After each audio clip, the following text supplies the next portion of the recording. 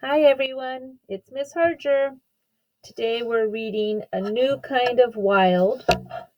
And actually, let me fix this a little bit. No, whoa. There we go.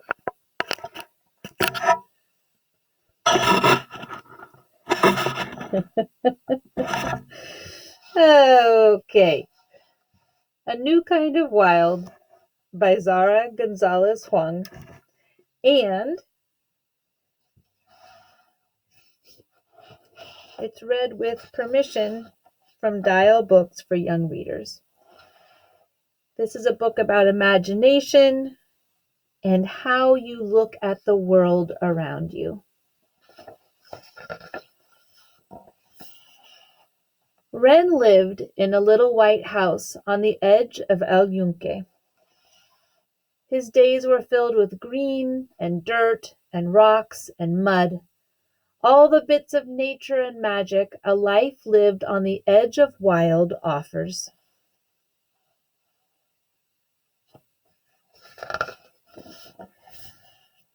Every day Wren adventured with dragons and chased unicorns. He feasted with fairies and campaigned with kings.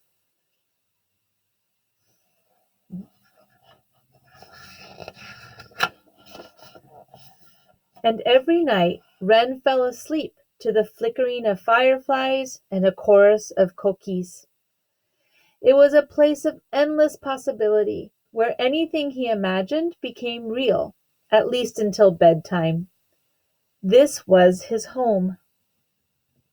Coquis, coquis.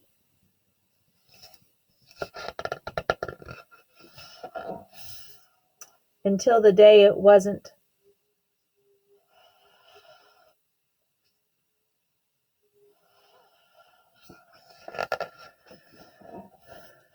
Wren found himself in a brick and cement city. The friendly sounds of his forest were replaced by the mechanical creaks and beeps and buzzes of a place filled with people and progress. It was too loud and too fast. It made Wren's head fill up with everything and nothing. There was no room left for magic, no room left for wild.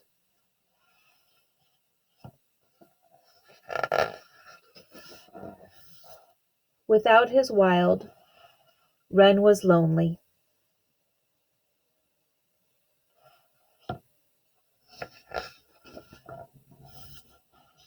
Ava, who lived upstairs, was never lonely. She loved her building and she loved her city.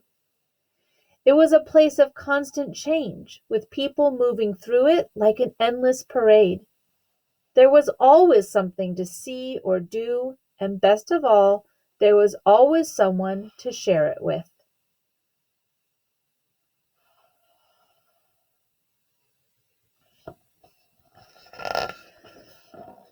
So when Ava saw Wren, she ran down to meet him. "I'm Ava," she said. She asked him who he was and how he got there, if he had brothers, a father, a mother, if he liked the city or why he didn't. She asked him so many things so quickly he thought his head would explode. When she finally stopped for breath, Wren tried to tell her why the city wasn't for him, but all Ava heard was a challenge.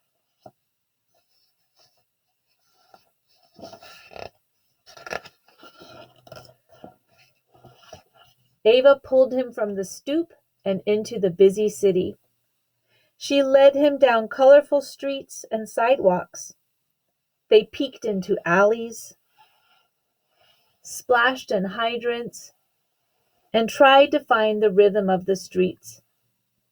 But all Wren saw was gray, and all he heard was the screeching of brakes and the honking of horns. It was nothing like home.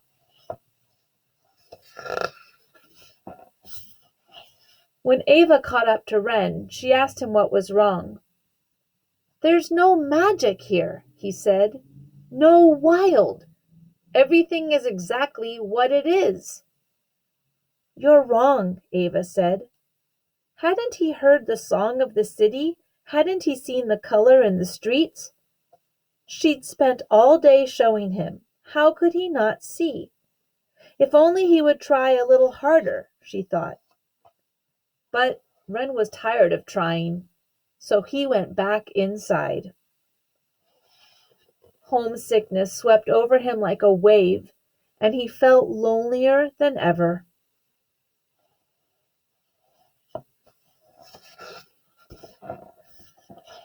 Outside was a whole new world, one he didn't belong to. As he stared out the window, Wren saw Ava skipping across the sidewalk. She moved through her city like he had moved through his wild, with an air of possibility flickering around her. How did Ava do it? Wren wondered. Maybe she could show him how. Sorry I left, Wren said when he found her. I just miss home. I've never lived anywhere else, and everything is so different here. I've only lived in the city, Ava said. I can't imagine living anywhere else. What is it like?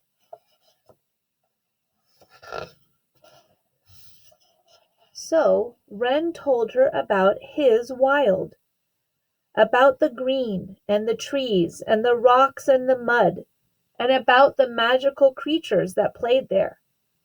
He spun a tale of fairies and fantasy that he just couldn't see on these drab city blocks. And finally Ava understood what was missing.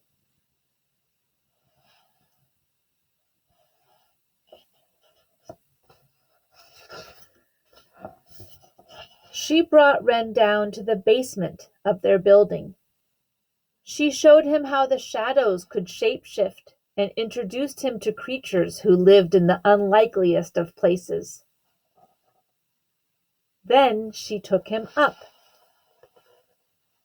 past Mr. Borges in apartment 4B, past the empty apartment with the red door, past stacked boxes and peeling wallpaper, all the way to the very top. She told him that the city had a rhythm, and the music it played could be a lullaby or a salsa. Listen, she said, as she pulled him outside.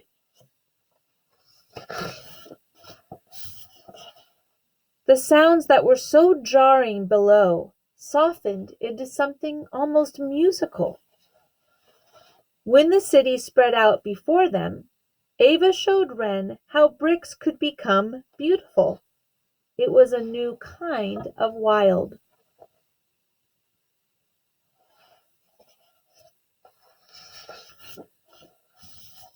And this time he could see it.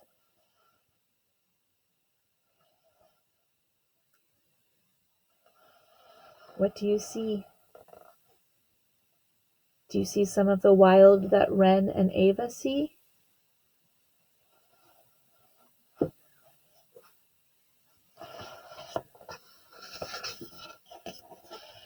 There they go. Thanks for listening. Bye-bye.